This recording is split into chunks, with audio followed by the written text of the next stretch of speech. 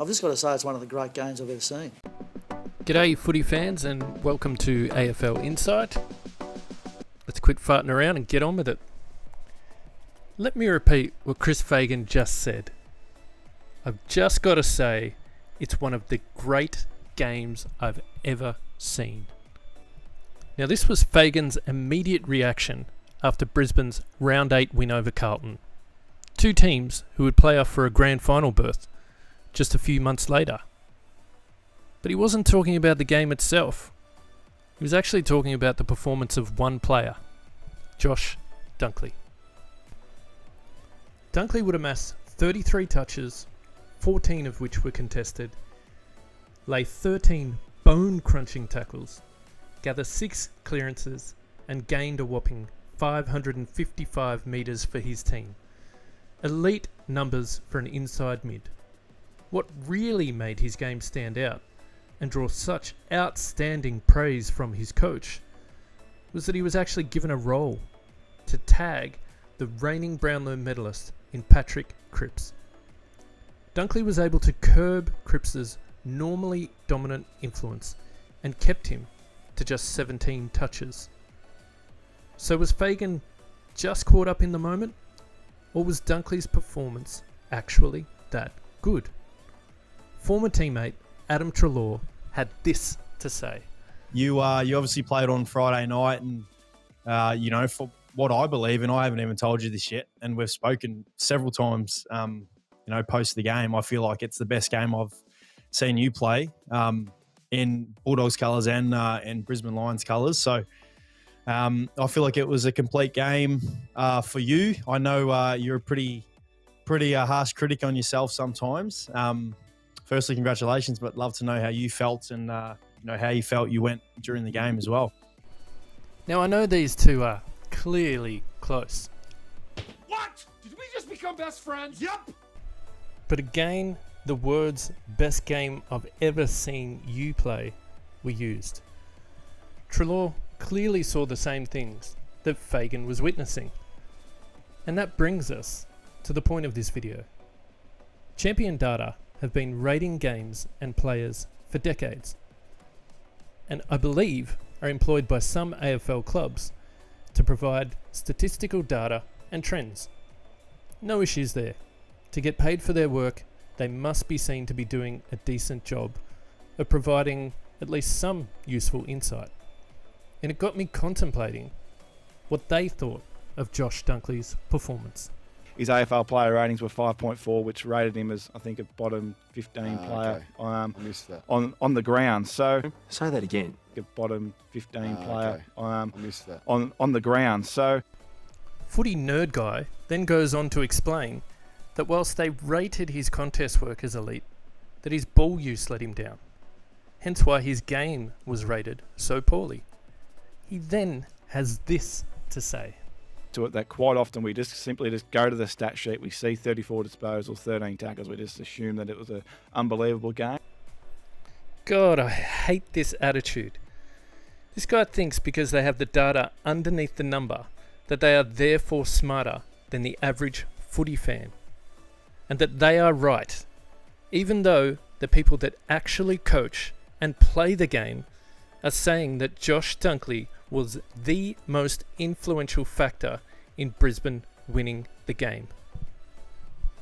So what then of Dunkley's role of shutting down Patrick Cripps? What did Mr. Know-It-All have to say about this?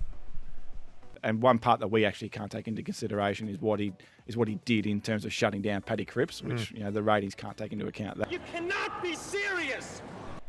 So let's get this straight.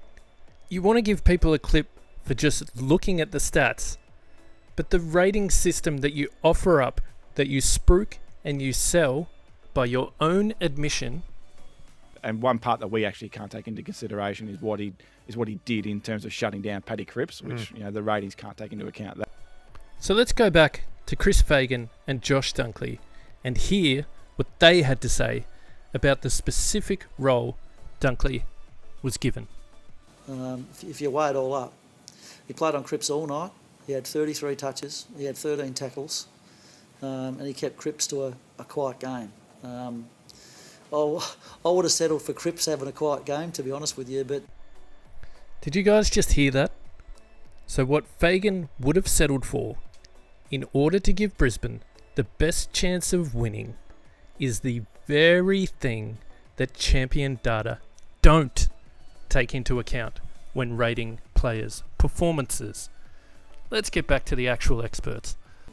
Josh's influence on the contest was exceptional, and his leadership since he's been at the club has been outstanding. He's happy to roll his sleeves up and do a role for the team, and he sets a great example to everybody else in that regard. I mean, he studied Cripps all week. We just thought pretty important player to him, and Josh did one of the really great defensive and offensive performances, I reckon.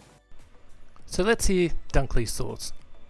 Individually, obviously, it was a pretty nice game. Obviously, I had a bit of a roll on Paddy Cripps at stoppage, so tried to negate his access, and probably looked at their stuff a little bit and their first possession stuff, and he's a big focal point for him. So tried to take that away and managed to do that, and was lucky to get on the end of a few myself, and obviously the pressure side of my game that I pride myself on, mate. You know, that was very high, and I just wanted to play my role for the team as much as I could. And So let's summarise here.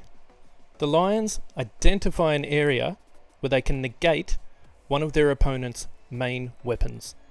They do their homework and come up with a plan for Dunkley to put the contest in their favour. Dunkley studies the role meticulously, and on the night, not only does he execute the role outlined for him to near perfection, but he also plays a pivotal role in actually winning the ball and gaining territory for his team. In stopping arguably the most influential contested player in the entire competition, he became the most influential player on the ground. And then he went above and beyond and dominated the contest, clearance and territory game. He was head and shoulders above as the best player on the ground. Not according to the gurus at Champion Data though. In their assessment of Dunkley's game, they contradicted the media, who rated his best of field exploits as headline worthy. His contemporaries, who said it was a game worthy of 6 Brownlow votes. Well and truly sewn in probably the 3, 2 and the 1, so you might get 6 votes from the one game. The umpires, who voted him best of field. The coaches, who gave him maximum votes on the night. Good old Champion Data disagreed with all of this and laid claim that there were not just 1 or 2 more influential players on the ground, but 30. How and why do we still listen to these guys when it comes to rating players? Just recently, Jared Healy wrote an article on Nick Dacos that said, "It's why I love Champion Data, for the numbers aren't biased. They don't barrack for anyone, and they never lie." Well, yes, Jared, they actually do lie, and quite a bit. Their numbers said that Josh Dunkley was not in the top 30 players against Carlton, and that was as big a lie as you are ever likely to see. I'll leave you with this ageless bit of comedy writing. Jerry, just remember, it's not a lie if you believe it. And that, my friends, is what Champion Data's assessment and rating of Josh Dunkley's performance was. Absolutely comical. Thanks for watching AFL Insight. Stay tuned for more videos dropping soon.